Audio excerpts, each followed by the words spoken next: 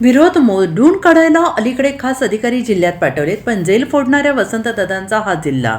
शक्तीपीठासाठी सरकारचा अतिरेक परतवून लावू, जयंत पाटलांचा सांगली मोर्चात एल्गार. शक्तीपीठ विरोधात एकसंधपणाने सरकारचा अतिरेक परतवून लावूया.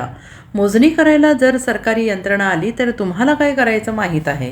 आंदोलन मोडून काढायला सरकारने अलीकडे खास अधिकारी या जिल्ह्यात पाठवले आहेत. आपणही तेवढ्या ताकदीचे आहोत. जेल फोडणाऱ्या वसंतदादांचा हा जिल्हा आहे, त्यामुळे सांगली जिल्हा महाराष्ट्रात सगळ्यात वेगळा जिल्हा आहे.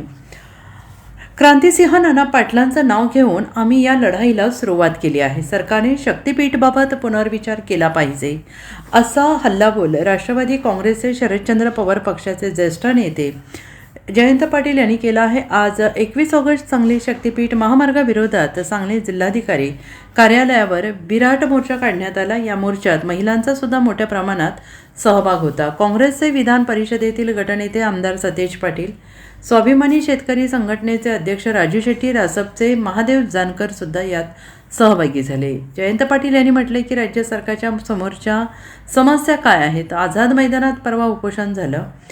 उपोषण शेतकरी करतो, महिला करतात, आमच्या अंगणवाडीच्या सेविका करतात, आमचे विद्यार्थी करतात, लहान लहान वेगळे घटक करतात.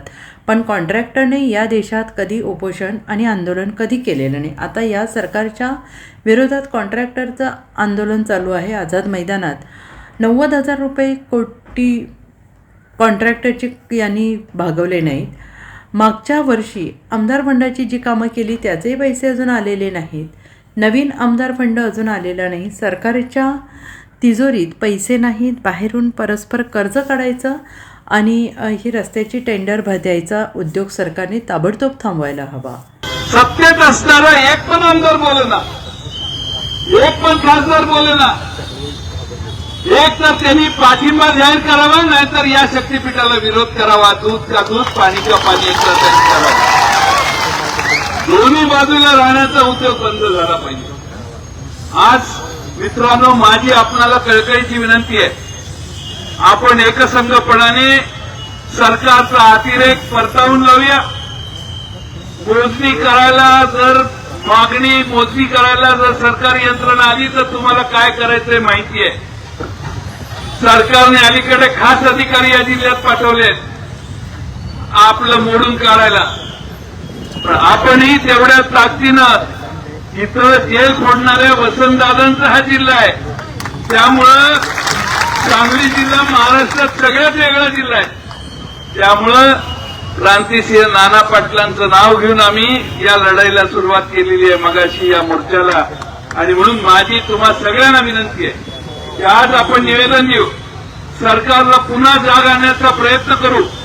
सरकारने या बाबतीत पुनर्विचार केला पाहिजे, अशी शेवटची एकदा विनंती या जिल्ह्याच्या वतीने करू. जमिनी मोजायला जर आलात, शेवटी कसं आहे, पैसे जास्त मिळणार, 50 लाख रुपये मिळणार, 80 लाख रुपये मिळणार. अरे ते वर्षभरात संपतात. त्या समृद्धी महामार्गात लोकांनी पैसे घेतले, पैसे संपले. आता पोरांनी उद्योग काय करायचा, बापांनी उद्योग काय करायचा हा प्रश्न पडलेला आहे. आणि त्यामुळं आपल्याला शेतीशिवाय दुसरं काय माहित नाही. शेअर मार्केटमध्ये पैसे गुंतवायचं ज्ञान आपल्याला नाही. येणाऱ्या पैशाचा विनियोग कसा करायचा याचं आपलं नियोजन नसतं.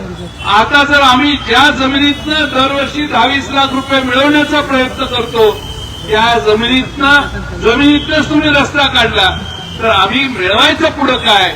आज तुम्ही रस्त्याला जमीन द्याल, पण उद्या तुमचा नातू विचारेल तुम्हाला काही हेड लागलं होतं का त्यावेळी. Bureau report, SBN Marathi, Sangli.